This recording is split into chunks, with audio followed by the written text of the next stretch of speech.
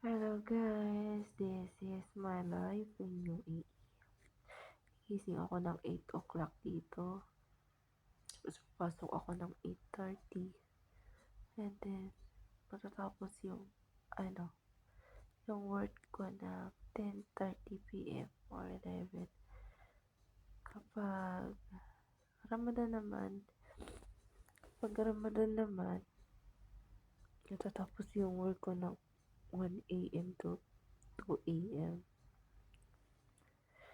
Tapos kapag hapon pala, meron kaming break time dito na 4:30 to 6:30. Pero yung amo mo, yung break time mo na yun, yung oras na yun, may possibility na tawagan ka pa rin, uutusan ka. Ganon. Pero yung libre naman lahat. Pagkain, prutas, tubig, ano gusto mong kainin. Ay yan ang unlimited Indomie pa.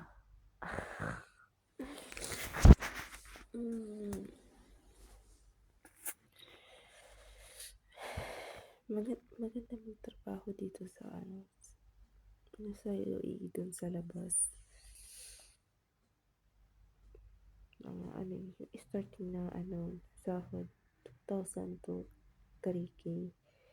Nakaipon ka na. Maghanap ka ng yung company na free accommodation, free transportation, free lahat except food.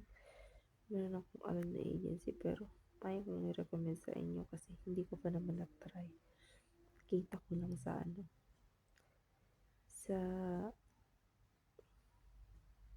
video sa TikTok.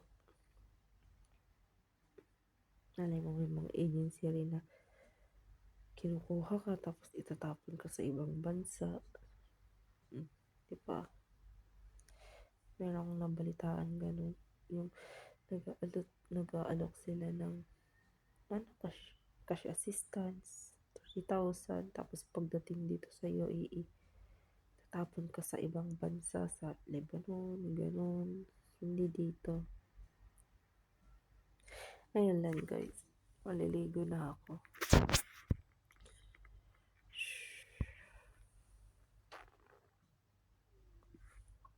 Pala kwarto ko. Ayun yung kwarto ko, yung cabinet ko.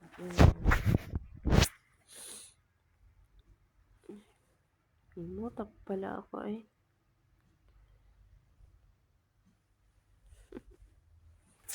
Hi.